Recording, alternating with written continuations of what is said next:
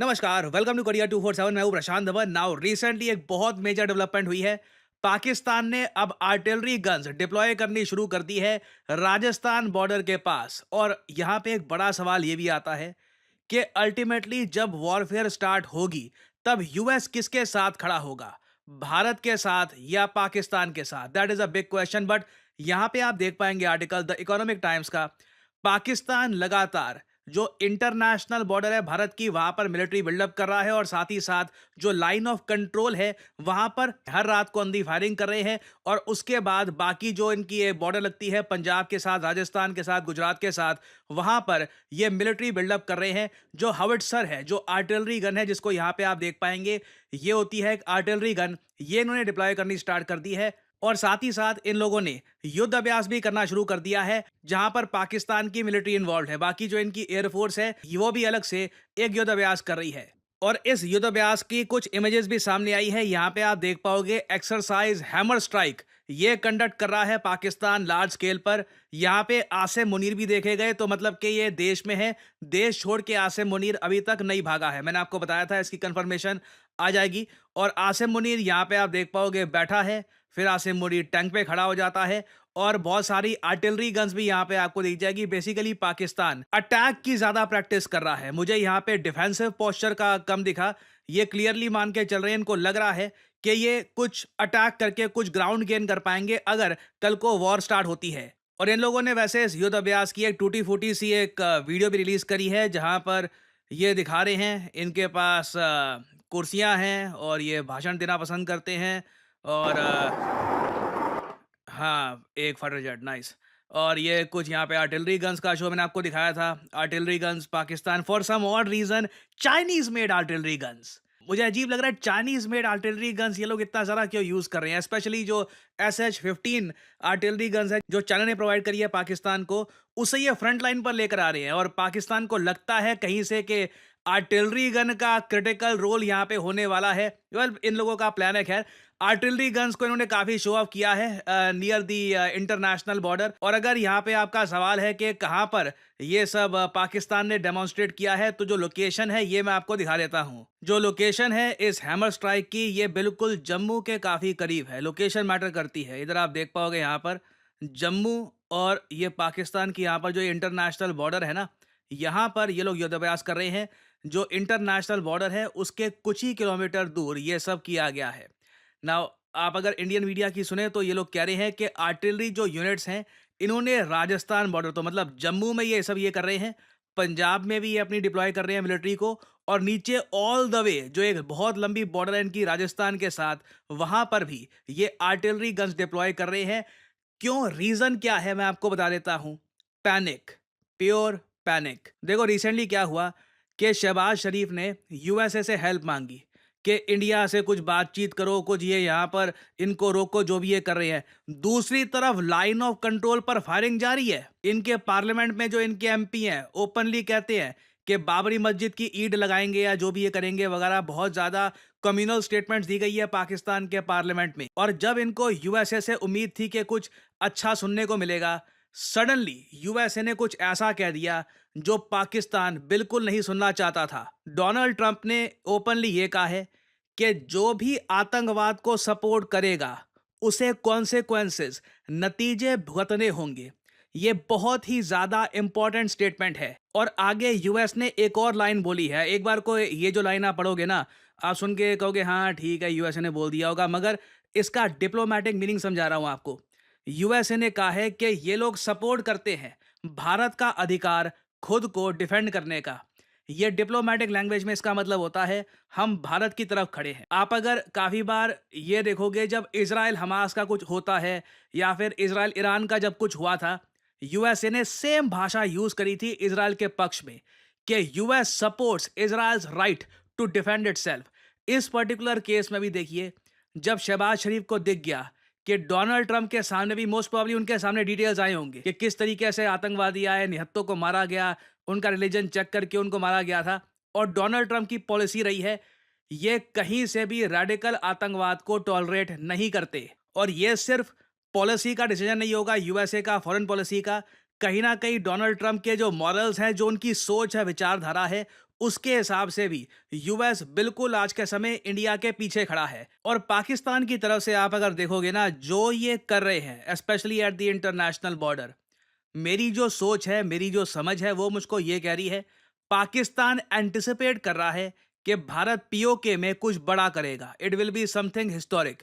तो जब भारत पीओके में कुछ बड़ा कर रहा होगा, उस वक्त भारत पर प्रेशर बनाने के लिए ये इंटरनेशनल बॉर्डर को गरमाएंगे। आई मीन, मैं ये नहीं कह रहा कि पाकिस्तान इंडिया की धरती कब्जाने की कोशिश करेगा, वो एक काफ़ी बड़ी मूर्खता होगी। Indian military is far superior. ये एक बार हमारी धरती पे आ गए तो सब मरेंगे, all of them will die. और ये मैं कोई एज एन इंडियन नहीं कह रहा, एक न्यूट्रल पर्सपेक्टिव से भी मैं देखूँ तो ये एक टैक्टिकल ब्लंडर होगा पाकिस्तान का। तो मोस्ट प्रॉब्ली अगर मान लो हम पीओके में कुछ करते हैं, पाकिस्तान मोस्ट प्रॉब्ली जो ये इंटरनेशनल बॉर्डर है, यहाँ पर भारत को एनॉय करने की कोशिश कर सकता है अपनी आर्टिलरी गन्स के साथ। और साथ ही साथ मैं ये भी देख रहा हूँ कि पाकिस्तान की जो एयरफोर्स है, ये 3 मेजर एक्सरसाइजेस कर रही है साइमल्टेनियसली। मैंने ऐसा बहुत कम देखा है। ये नाम इनके काफ़ी अजीब से होते हैं। फिज़ा ए बद्र एक ये युद्ध अभ्यास है, फिर है जी ललकार ए मोमिन, फिर है ज़र्ब ए हैदरी। तो इसमें इन लोगों ने अपने F-16 fighter jet, J-10 fighter jet, I mean J-10 fighter jet, can you imagine that? बहुत पुराना फाइटर जेट है, बहुत आराम से शूट डाउन होगा। और JF-17 फाइटर जेट्स, ये लोग यहाँ पर यूज़ कर रहे हैं। और एज एन इंडियन, और इवन अगर मैं एक न्यूट्रल पर्सपेक्टिव से देखूँ, तो मैं बहुत कॉन्फिडेंट हूँ भारत के डिफेंसेस को लेकर। We are very much well prepared. Pakistan कुछ भी करने की कोशिश करेगा इंटरनेशनल बॉर्डर पे, तो इनको भारी प्राइस पे यहाँ पर पे करना होगा। मुझे बस एक चीज़ की फ्रस्ट्रेशन है। फ्रस्ट्रेशन मैं आपको बताता हूँ क्या है। देखो, आप जैसे जानते हैं, पाकिस्तान ने हमारे लिए अपना जो एयर स्पेस है, ये बैन कर दिया। हम यूज़ कर नहीं सकते पाकिस्तान का एयर स्पेस। भारत ने भी सेम किया। अब हमने ये अज़्यूम किया था कि पाकिस्तान की जो फ़्लाइट्स हैं ऑस्ट्रेलिया में, साउथ ईस्ट एशिया में वगैरह, यहाँ पे इसमें कुछ इम्पैक्ट आएगा। मगर अब रिपोर्ट्स ये पब्लिश हो रही हैं कि पाकिस्तान की एविएशन इंडस्ट्री इतनी मरी हुई है इनकी इकोनॉमी की तरह, कि इनको कुछ महसूस ही नहीं हो रहा कि भारत ने एयर स्पेस बैन किया है। जबकि जो इन लोगों ने हमारा एयर स्पेस बैन किया है ना, उससे $600 मिलियन की एडिशनल कॉस्ट हमको आएगी, क्योंकि हमारी इकोनॉमी एक्टिव है। हम यूज़ करते हैं काफ़ी यहाँ पे ये वाला एयर स्पेस, यूरोप पहुँचने के लिए, ट्रेड करने के लिए, मिडल ईस्ट में और काफ़ी जगह। तो ये थोड़ा-सा आप कह लीजिए, ये देखकर हल्की सी फ्रस्ट्रेशन हो रही है कि पाकिस्तान इज़ सो डेड, इनकी economy, aviation industry, it is so dead कि इनको महसूस भी नहीं होगा भारत का एयर स्पेस बैन। बट बाकी जगह अभी मैं आपको साफ-साफ बता दूँ, मेजर डेवलपमेंट्स आने वाली हैं। बिग डेवलपमेंट्स, ये कभी भी हो सकता है, रात को, सुबह कुछ अपडेट्स आती है तो क्रेडिबल न्यूज़ के साथ मैं आपके लिए अपडेटेड वीडियोज़ लाता रहूँगा। क्या आपने सोचा है कि भारत में on an average best paying jobs किस सेक्टर में होती है? मैं उस आदमी की बात नहीं कर रहा कि एक या दो तीन लोगों को करोड़ों का पैकेज लग गया। मैं यहाँ पे बात कर रहा हूँ ऑन एन एवरेज। इंटरेस्टिंगली, इस पर आप गूगल करेंगे तो आपको बहुत सारे ऐसे आर्टिकल्स दिख जाएंगे जहां पर साफ साफ लिखा होगा जो बेस्ट पेइंग जॉब्स भारत में होती हैं, ये सरप्राइजिंगली आज के समय आ रही हैं बैंकिंग एंड फाइनेंशियल सेक्टर में, जिसको हम BFSI कहते हैं। और अगर आप एक फ्रेश ग्रेजुएट हैं, फाइनल ईयर स्टूडेंट है, वर्किंग प्रोफेशनल है, तो आपके सामने एक बहुत अच्छी अपॉर्चुनिटी है। आप अपना करियर बिल्ड कर सकते हैं as a retail banking manager, wealth manager, financial advisor, relationship manager, या फिर इवन एन इन्वेस्टमेंट एनालिस्ट। और इस फील्ड में अपना करियर किक स्टार्ट करने के लिए करियर 247 आपके लिए लेके आया है retail banking and wealth management course, जहां पे आपको banking foundation, retail banking products क्या होते हैं, फाइनेंशियल एडवाइजरी के बारे में प्रॉपर जानकारी दी जाएगी। और साथ ही साथ खुद को प्लेसमेंट रेडी कैसे करना है, उसमें भी आपको गाइडेंस दी जाएगी। और इस कोर्स की सबसे खास बात यह है कि इस कोर्स में आपकी परफॉर्मेंस अच्छी रहती है, आप अटेंडेंस प्रॉपरली अपनी यहाँ पर देते हैं, तो कोर्स के एंड में हम लोग अपनी तरफ से पूरी कोशिश करेंगे कि आपको एटलीस्ट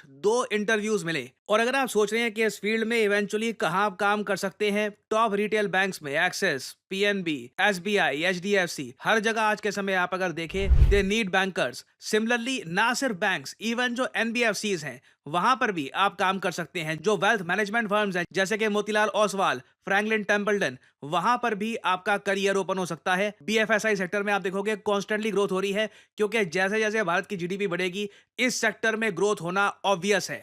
और करियर 247 के इस कोर्स की सबसे यूनिक बात यह है कि ना सिर्फ हम आपको सारी स्किल्स प्रोवाइड करेंगे, साथ ही साथ एक बहुत ही ज्यादा इंपॉर्टेंट सर्टिफिकेट होता है national institute of securities and markets का। ये एक एग्जाम पास करने पर मिलता है, निम्स सर्टिफिकेट। इस एग्जाम को कैसे पास करना है, ये सर्टिफिकेट कैसे आप एक्वायर कर सकते हैं, इसके लिए भी आपको प्रिपेयर किया जाएगा, ताकि जैसे ही आपका कोर्स खत्म होता है, आप निम्स का एग्जाम दे, ऑफलाइन एग्जाम होता है ये, और उसके बाद you can get this certificate from the national institute of securities market. और उसके बाद वेल्थ मैनेजमेंट में जो म्यूचुअल फंड्स का एक बहुत ही बड़ा सेगमेंट है, वहां पर भी अपना करियर आप किक स्टार्ट कर सकते हैं। सो आपको करना क्या है, यहाँ पर करियर 247 की जो ये वीडियो आप देख रहे हैं, यहाँ पर नीचे कमेंट सेक्शन में जाइए। यहाँ पे आपको ये कमेंट सेक्शन में लिंक मिल जाएगा, start your banking and finance career. इस लिंक पर करिए क्लिक, और यहाँ पे आपके सामने ये पेज ओपन हो जाएगा। इधर अपना नाम डालिए, ईमेल आईडी डालिए, अपना मोबाइल फोन नंबर डालिए, और नीचे जहां पर डिस्काउंट कोड लिखा हुआ है, यहां पर एंटर करिए PD10, ताकि आपको डिस्काउंटेड प्राइस में ये कोर्स खरीदने का मौका मिले। बहुत ज्यादा एक अफोर्डेबल प्राइस में हमने ये कोर्स लॉन्च किया है। जो फी है इसकी, ये 30,000 आपको दिख जाएगी, but after applying the code PD10 आपको एक एडिशनल डिस्काउंट भी यहाँ पर मिलेगा। So make sure to apply the code, नहीं तो बाद में आपको डिस्काउंट मिलने में प्रॉब्लम हो जाएगी। और फिर करियर 247 की टीम की तरफ से आपको कॉल आएगी। आप जो आपके एक्स्ट्रा सवाल हैं क्लासेस को लेकर, टाइमिंग्स को लेकर, सिलेबस को लेकर, ये सवाल आप पूछ सकते हैं। और अगर आपको लगता है कि this is the field for you, यहाँ पे आपका करियर बनना है, you can start your career in the retail banking and wealth management sector. So इसी नोट के साथ यह है वीडियो का अंत। Thank you for listening, and as I always say, may the gods watch over you.